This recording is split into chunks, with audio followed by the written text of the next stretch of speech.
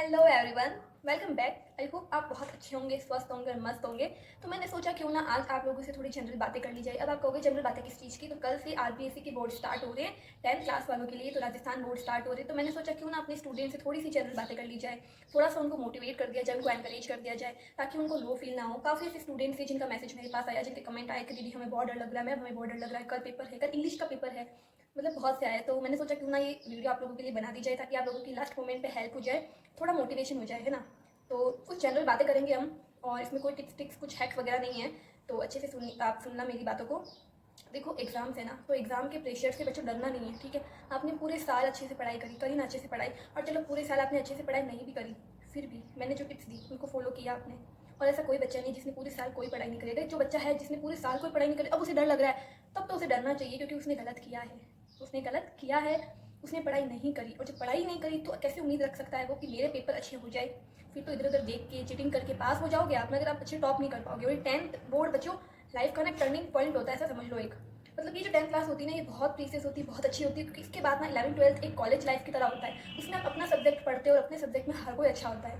तो फिर 10th class है जहाँ पे स्कूल लाइफ कंप्लीट हो जाती है 10th के बाद। तो इसलिए 10th बोर्ड को ऐसे मतलब लाइटली, बहुत इंपॉर्टेंट बोर्ड है, बहुत इंपॉर्टेंट क्लास है।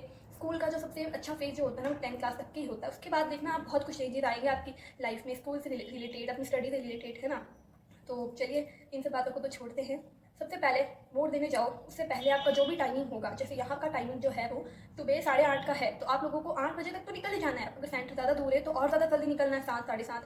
कुछ देर की दूरी पर ही है तो आपको तो 8 बजे निकल जाना पड़ेगा। अपने पाउच में सारी इंपॉर्टेंट चीज़ों को पहले ही रख लेना, अभी से ही रख लो। अपनी पेन, पेंसिल, एक्स्ट्रा पेन रख लो, ब्लैक पेन रख लो, ब्लू पेन रख लो। उसके अलावा कोई भी कलरफुल पेन जो है वो आपको नहीं रखना है, ठीक है। स्केल रख लो, पेंसिल रख लो, इरेजर रख लो, सॉफ्टनर रख लो, ये सब कुछ जो भी होता है सामान अपने लिए, वो सारा सामान आप अपने पाउच में रख लो। एक बॉटल भी रख लो कि ताकि साथ में हम बॉटल लेके जा सके। अगर सेंटर पे अलाउड होती है तब तो आप अपने पास रख लेना, अदरवाइज नहीं होती है तो कोई बात नहीं है, पानी पी के बैठ जाना बोर्ड देने के लिए, है ना, अपना पेपर देने के लिए। बाकी अपना पेपर आराम से देना, बहुत अच्छे से आपने पढ़ाई करी, अपनी मेहनत पे कॉन्फिडेंटली भरोसा रखना कि हमने जो पढ़ा है वो बहुत अच्छे से पढ़ा है। फिर भी बाई चांस पेपर को देख के थोड़ी बहुत पैनिक में होती है, तो देखो वो थोड़ा बहुत नॉर्मल लगती है कि कॉमन चीज़ है, होता है, ह्यूमन बॉडी है ना, तो ह्यूमन नेचर है जो की चीज़ों को अडॉप्ट करेगा। तो आपको फिर भी पैनिक नहीं होना है, पानी पी के बैठना है, अच्छे से बैठना है, डीप ब्रीथिंग लेनी है आपको, कि बस पेपर है, रिलैक्स रहना है हमको, और हमको सब कुछ आता है। सबसे पहले मैंने आपको बताया था पेपर लेकर आपको क्या करना है। पेपर को अच्छे से पढ़ना है, अच्छे से देखना है, जो क्वेश्चन आते हैं वो क्वेश्चन पहले करना है। और हाँ, एक सबसे इंपॉर्टेंट चीज़ याद रखना, चीटिंग के चक्कर में बच्चों, आई रिक्वेस्ट यू, चीटिंग के चक्कर में आप अपना पेपर मत छोड़ के आ जाना। क्योंकि जो चीज़ आपको नहीं आ रही है, कैसे उम्मीद कर सकते हो सामने वालों को आ रही है। इतना तो कॉन्फिडेंट रखो अपने ऊपर, सामने वाला अगर गलत बता देगा ना तो आपका पेपर सही में गलत हो जाएगा। और जो चीज़ आपको आ रही है, अगर आपको उस पर भरोसा नहीं है ना, हो सकता है वो चीज़ सही हो, फिर भी आपको भरोसा नहीं हो तो ना आपका पेपर गलत हो जाएगा। काफ़ी मैंने स्टूडेंट को देखा है, सब कुछ आ रहा होता है, लेकिन वो सामने वाले से पूछते हैं, डिफरेंट आंसर आता है, वो लिख देते हैं। इतना भरोसा उस पर, खुद पे रखो, इतना भरोसा सामने वाले पे नहीं रखना है अपन को, है ना। अपनी मेहनत पे भरोसा रखो, आप जो आता है ना पूरा कंप्लीट करके आओ। क्वेश्चन एक भी नहीं छोड़ना है, बहुत मोस्ट इंपॉर्टेंट है। क्वेश्चन स्किप नहीं करना, चाहे आ रहा हो चाहे नहीं आ रहा। नहीं आ रहा है बना के लिखो, क्योंकि आपको लिखनी इंग्लिश है, इतना याद रखना। पूरे पेपर में इंग्लिश लिखनी है आपको, ये मत रखना कि मुझे कुछ नहीं आता। पूरे पेपर में इंग्लिश पढ़ के जाओ तो इंग्लिश लिखनी है। सारे चैप्टर, सारी स्टोरीज आपने अच्छे से पढ़ी है ना, तो बस मैराथन क्लास देख लो एक, मैं तो कहती हूँ यूट्यूब पे जाके, और सब कुछ समझ लो, सब कुछ मन से लिख के आ जाना, बना के लिख लेना।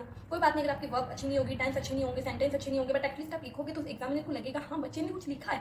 हाँ गलत लिखी है, वर्बल मिस्टेक आई है, ओके नो प्रॉब्लम, बट आपने लिखा है तो आपको नंबर जरूर देगा। एक तो आप पूरा खाली छोड़ के आओ, एक आप कुछ लिख के आओ, नंबर तो मिलेगा ना। इसलिए आपको छोड़ के तो बिल्कुल भी नहीं आना है, ओके। टाइम में अपना पेपर कंप्लीट करना, चीटिंग के चक्कर में इधर उधर किसी पे भरोसा नहीं करना, खुद की मेहनत पे भरोसा करो। लास्ट के 15 to 20 मिनट जब आपके पेपर कंप्लीट हो जाते हैं, फिर आपको कुछ डिस्कस करना हो तो जरूर डिस्कस करो, मगर फिर भी ब्लाइंडली किसी पे ट्रस्ट मत करो। अपने ऊपर भरोसा रखो, अपनी मेहनत पे भरोसा रखो, ओके। बस ये स्पीच मुझे देनी थी, इससे ज़्यादा कुछ स्पीच नहीं देनी है। बाकी बहुत अच्छे से पेपर होगा आपका, wish you very very all the best. बहुत अच्छे से जाना, किसी भी तरह की मतलब जो है डिप्रेशन, प्रेशराइज खुद को फील मत करवाना, बहुत रिलैक्स होकर जाना। बहुत अच्छा पेपर होगा आपका, and thank you so much ये वीडियो मेरा देखने के लिए, and wish you very very all the best. आप लोगों का पेपर बहुत अच्छा होगा, थैंक यू।